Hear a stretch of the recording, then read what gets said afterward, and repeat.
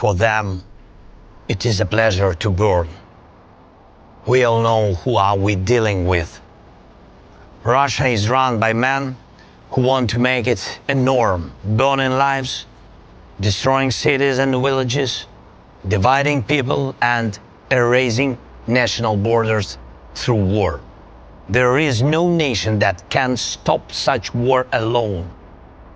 Unaided world leaders' engagement is needed.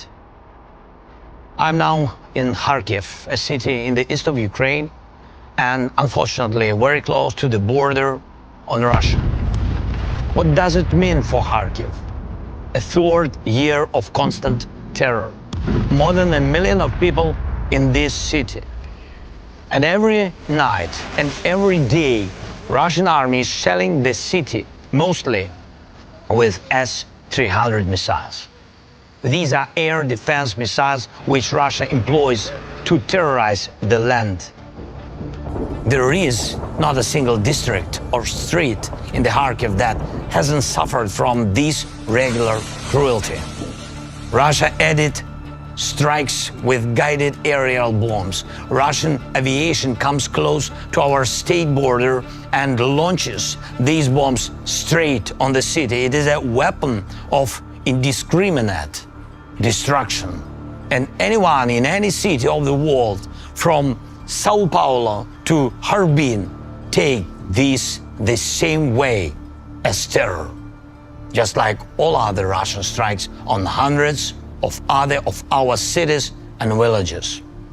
Some of them, once booming with life, are now burned to ashes, people less. A burnt out emptiness, the most horrible consequence of war.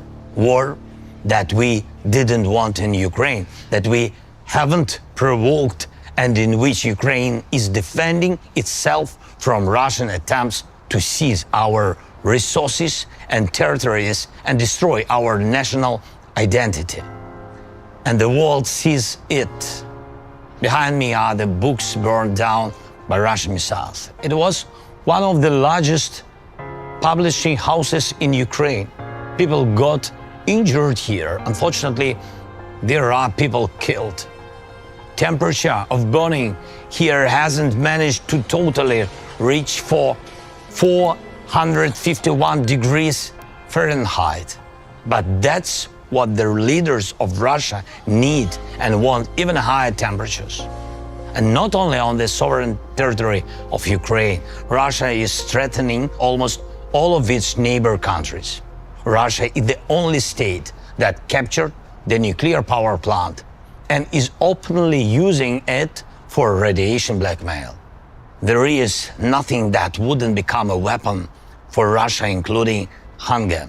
And exactly this the world felt when Ukraine was hit by Russian naval blockade. Russia is the only source of aggression and constantly tries to expand the war. Right now, these days, we are defending ourselves 60 kilometers northeast from this place, from yet another attempt of the Russian assault. Russia is preparing for offensive actions also 90 kilometers northwest from here. They gather another group of troops near our border. The one who does all this doesn't want peace. Does Russia want a dialogue? Ukraine had the world's largest experience of lies from Russia during negotiations. Lies that in particular was Russian cover-up for preparing this war. And that's exactly why global efforts are needed. Global Peace Summit of the leaders whom Russia will not be able to deceive. Summit that will show who in the world really wants to end the war and not just claim the ceasefire, which will inevitably be broken by Russian rockets and artillery, just like as it was dozens of times before. Together with Switzerland, we are preparing such summits. It starts on June 15th. More than 80 countries confirmed they will come. And we continue to work with the leaders, inviting them to join the summit.